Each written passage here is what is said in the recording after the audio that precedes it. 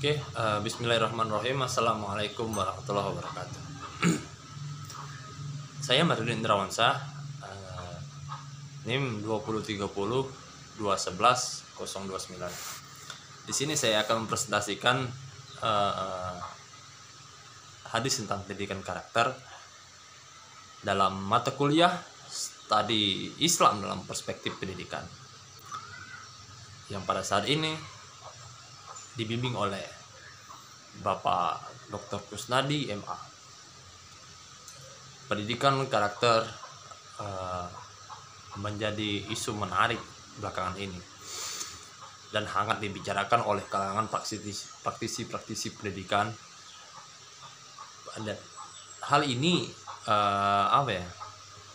karena dunia pendidikan selama ini dianggap terpasung oleh kepentingan yang tidak jelas, gitu.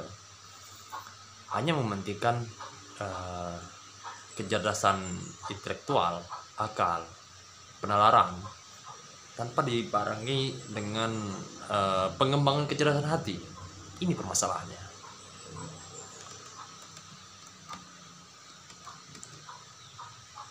Pendidikan memang menghasilkan orang-orang yang cerdas, tapi kehilangan sikap jujur serta rendah hati. Mereka terampil, tetapi kurang menghargai sikap tenggang rasa dan toleransi. Imbasnya apa? Imbasnya ya apresiasi terhadap keunggulan nilai humanistik, keluhuran budi, dan hati nurani itu menjadi sangat dangkal, sangat minim. Kita ambil ke negara kita, negara Indonesia. Indonesia adalah negara yang mayoritas penduduknya beragama Islam. Penduduk muslim terbanyak. Jika umat Islam di Indonesia memiliki karakter yang mulia, maka Indonesia telah berhasil membangun karakter bangsanya sendiri. Sebaliknya, jika Islam di Indonesia hanya bangga dalam hal kuantitas maksud saya, tetapi menyampingkan permasalahan kualitas, terutama di bidang karakter, maka Indonesia telah gagal membangun bangsanya sendiri. Artinya apa? Ketika umat Islam itu benar-benar memahami ajaran agamanya,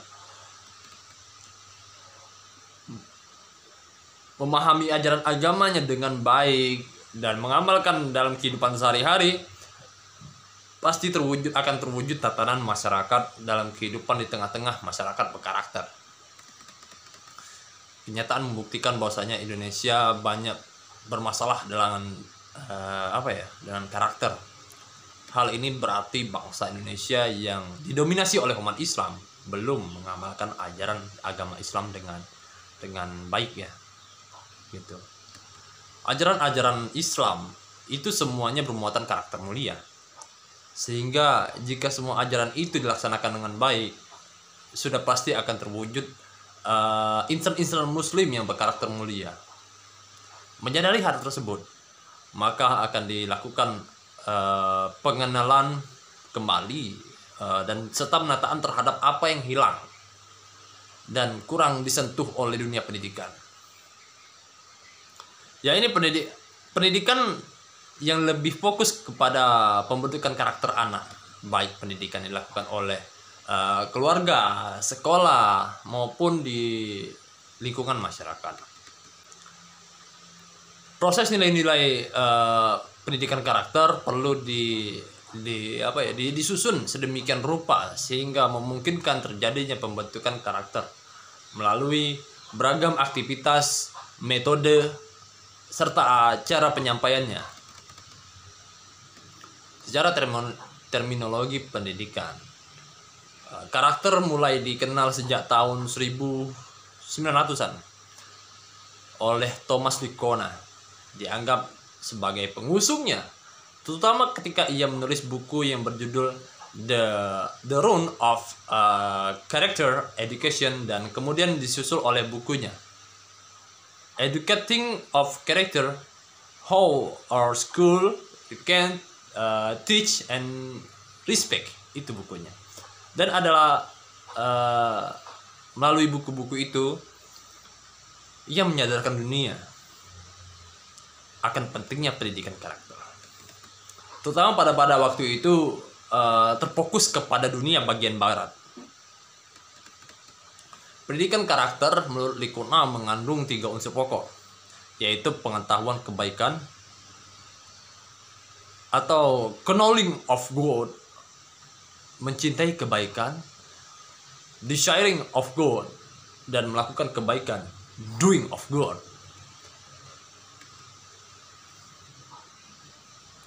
National Movement Corrective of School dates Foster and Royce Reversible.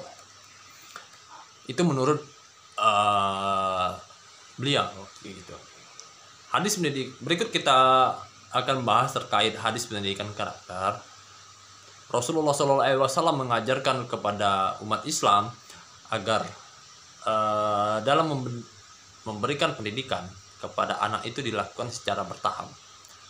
Yang pertama ada pada usia 7 tahun anak sekedar diperintah untuk sholat. Kalau tidak mau, tidak usah dipukul, karena belum waktunya. Akan tetapi ketika anak sudah berusia 10 tahun, ketika ia diperintah untuk sholat, anak tidak mau, itu boleh dipukul.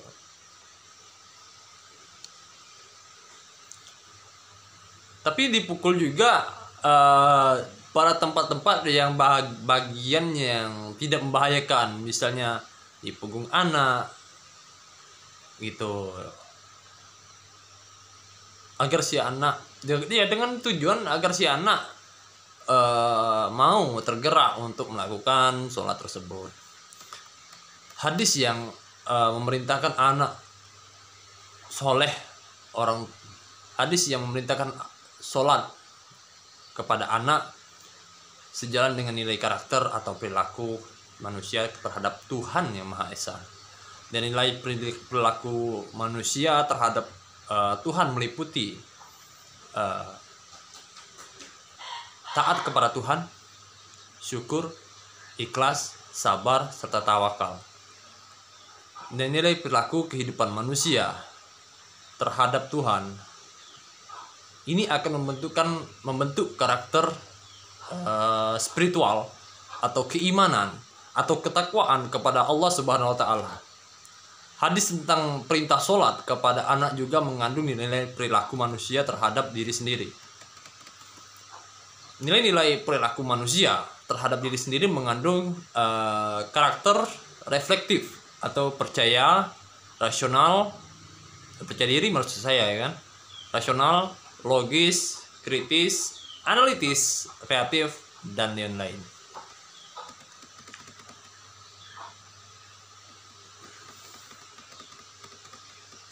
Jadi pada saat ini dapat kita simpulkan karakter itu identik dengan akhlak, sehingga karakter merupakan nilai perilaku manusia yang universal, meliputi seluruh aktivitas manusia, baik dalam rangka berhubungan dengan Tuhannya, dengan dirinya, sampai dengan sesama manusia. Bahkan bisa kita ambil dengan hubungan antara manusia dengan lingkungannya, dengan alam. Habdul minal alam, habdul minallah, habdul minan nas, habdul minal alam. Terwujud dalam pikiran, sikap, perkataan, perbuatan berdasarkan norma-norma agama, hukum,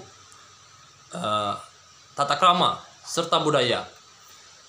Hadis-hadis tentang pendidikan karakter adalah hadis-hadis yang menyatakan baik secara eksplisit maupun implisit tentang penanaman nilai karakter pada diri seseorang yang selanjutnya dapat diimplementasikan ke dalam kehidupan sosial, utamanya dalam proses pentransferan nilai-nilai karakter terkait dalam beberapa redaksi dan substansi dan paparan tersebut, di mana hadis-hadis tersebut mengandung karakter dari manusia terhadap Tuhan, terhadap diri sendiri, dan terhadap sesama manusia sampai terhadap lingkungan. Maka beberapa konsep karakter yang dapat diungkap dari hadis Rasulullah SAW adalah penanaman nilai-nilai karakter itu harus dilandasi dengan sebuah pengetahuan. Penanaman karakter itu harus dilakukan secara bertahap. Penanaman karakter itu kepedulian kepada anak, sesama manusia, serta ajaran pelaksanaan sholat dalam hadis-hadis Rasulullah SAW relevan dengan teori pendidikan karakter masa sekarang. Hadis-hadis tentang ajaran sholat itu mengandung nilai-nilai karakter jujur, disiplin, rendah hati, cinta kepada Tuhan, cinta kepada diri sendiri, cinta kepada sesama, toleran, tanggung jawab, karakter positif, dan lain-lain. Mungkin itu saja yang dapat saya sampaikan. Lebih kurangnya saya mohon maaf, kepada saya mohon ampun. Akhirul kalam, wallahul muwaffiq ila aqwamit thoriq. Wassalamualaikum warahmatullahi wabarakatuh.